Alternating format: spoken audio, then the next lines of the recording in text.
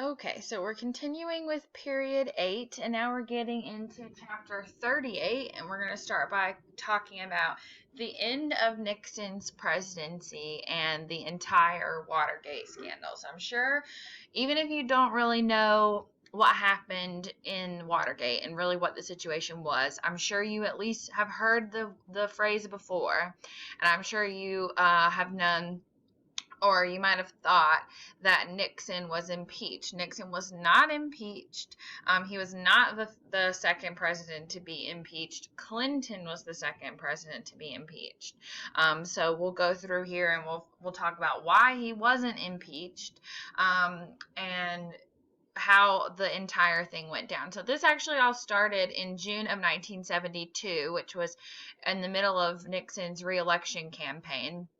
That summer at the Watergate complex, which is a building in Washington, D.C., and that's a photo of it on the top right there.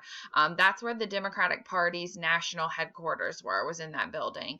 And they experienced a burglary in June. And the burglars were caught during the break-in, and put on trial in 1973. And it wasn't necessarily national news. It was definitely weird. People were like, "That's why were these guys breaking into the Watergate office? Why were they breaking into the Democratic National Headquarters? That's so odd." They had with them flashlights, and you could tell they had rifled through some files. There were filing cabinets that had been bent with a crowbar, and there were ceiling tiles that had been moved, almost like they were going to put recording equipment or something inside of the office. So as the trials went on, of these burglars, one of them, whose name was James McCord, he basically got ready to squeal in exchange for a smaller contract. And it turns out James McCord, and he wasn't the only one out of all the burglars, but he was the one to talk. He worked for the CIA. He used to.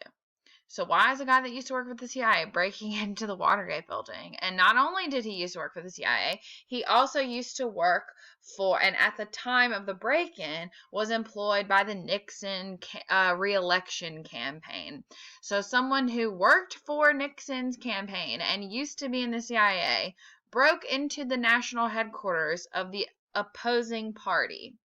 Brings up a lot of questions. And James McCord said some things that made people think that the president's administration, not necessarily the president himself, but certainly people in his inner circle, knew what was going on. So the Senate began to investigate. Remember, we've just gone through an impeachment inquiry and the entire, series of events here. So we should know how it works by now, but it's up to the Senate to do that job, right? They're the only entity that can impeach the president. So they began to hold some investigative hearings that were televised. And as they began these hearings and called all these witnesses in, it began to look more and more like more people that worked for Nixon knew what was going on and had been involved in the situation. And it just kept going up and up and up the ladder, higher and higher people within the administration started to know.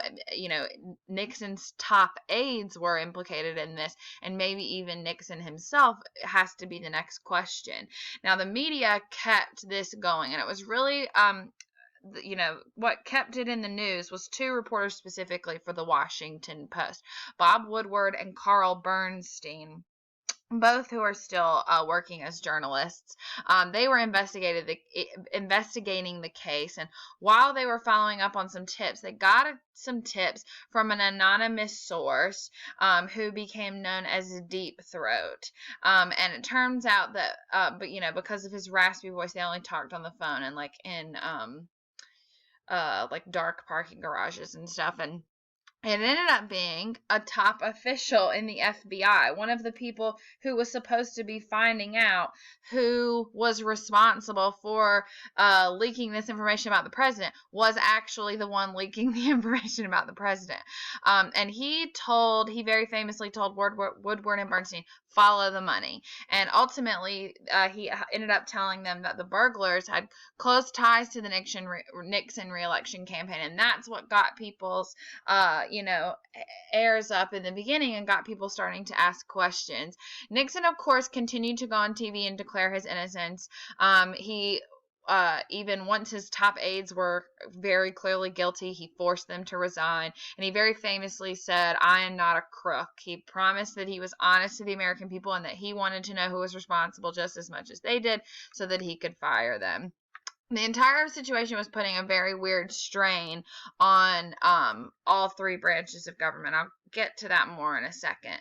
But ultimately, in the middle of all of this, while all of, the break-in was in 72, but the trial and the hearings aren't until 73. And in the middle of all these trials, the vice president actually resigns. The vice president was a man named Spiro Agnew, who was from Maryland. He wasn't resigning because of anything that had to do with the Watergate scandal. He was actually resigning because he got caught taking bribes back when he had been the governor of Maryland. So he was resigning over a different corruption scandal, but the whole thing is just continuing to cast this light on the entire federal government, that everyone's shady. And remember, we're coming out of this. For so long we were in this period, think like just 30 years before this, we were in the middle of World War II, and people were doing everything they could to support the United States and the government. And then we've gone through Kennedy and an assassination, and then Johnson and a president that lied to us, and Nixon, another president that's lied to us. People are feeling really distrustful. And so having the vice president have to resign because of all of this is a whole other thing. So while this is going on, Nixon has to appoint a new vice president, and he appoints Gerald Ford. So he'll be the new vice president for the remainder of Nixon's term, which won't be that much longer.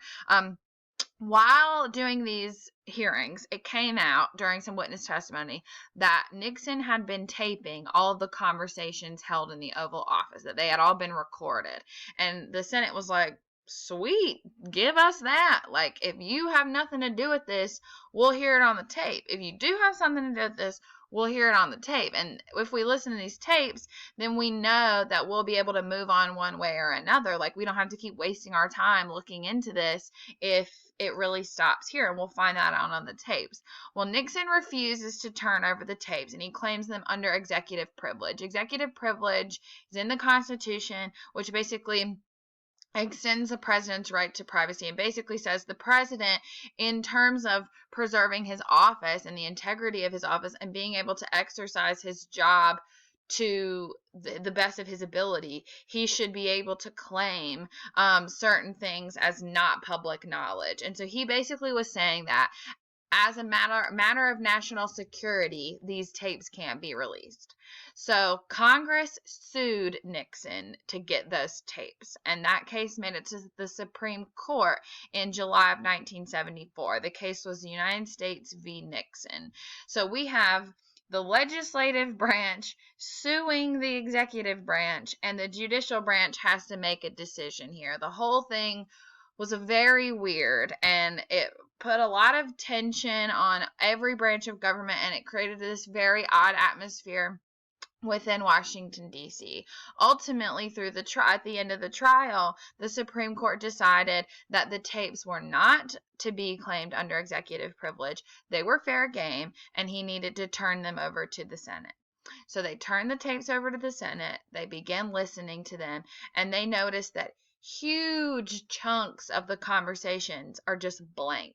Like, they'll be listening to a conversation, and then all of a sudden it will just cut out for like 20 minutes or an hour and a half, and then it will just click back up again, and people will start talking again. So they were like, tampering with evidence. Like, what happened here? And Nixon was like, oh, my secretary, when she was preparing the tapes to send to you, she must have accidentally erased pieces of them. Technology isn't perfect. And they were like, are you kidding me? Absolutely not. You have officially obstructed justice. You've tampered with evidence. You've committed crime. So at that point, they begin getting ready to impeach him.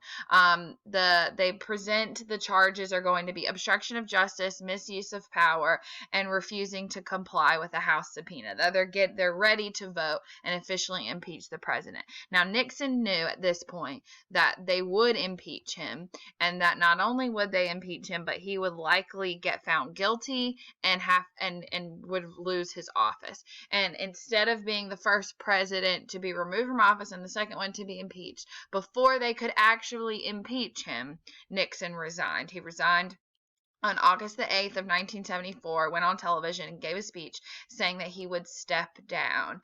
Today, most people don't necessarily think that Nixon had anything to do with the break-in, but they definitely think that he had something to do with the cover-up. And the impact of all of this, there's a huge damage here done to the presidency, done to the reputation of the presidency. In 1950, coming out of World War II, 80% of Americans said they trusted their government. By 1975, after we've gone through the assassination of a president and two back-to-back liars, we are in a situation where only 33% of the American public say that they trust the federal government. And so there's going to be a process of rebuilding, and people are definitely going to be looking for politicians that they feel they can trust.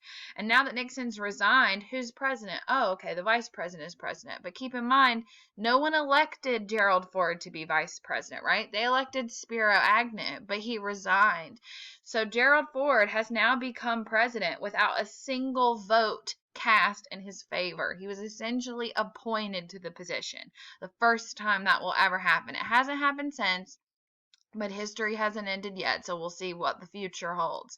But ultimately, in 1974, because of all of this chaos, Congress does pass a law called the Federal Election Campaign Act, which limited the amount of money that individuals could give to a candidate to try to provide some more transparency in elections and try to make sure that we didn't see anything shady like this happening again. But it left loopholes, and since then, those loopholes have been completely extorted. And now, if you want to give $1 bajillion to a candidate, you can absolutely find a way. Honestly, it's not that hard. Most importantly, though, one good thing we can take out of Watergate is that this definitely showed us that we can handle a crisis, even an internal one, that we can have a president who's suspected of all of these things, and ultimately the checks and balances work. The Senate was able to investigate this. The Supreme Court was able to make a decision in the case between the two.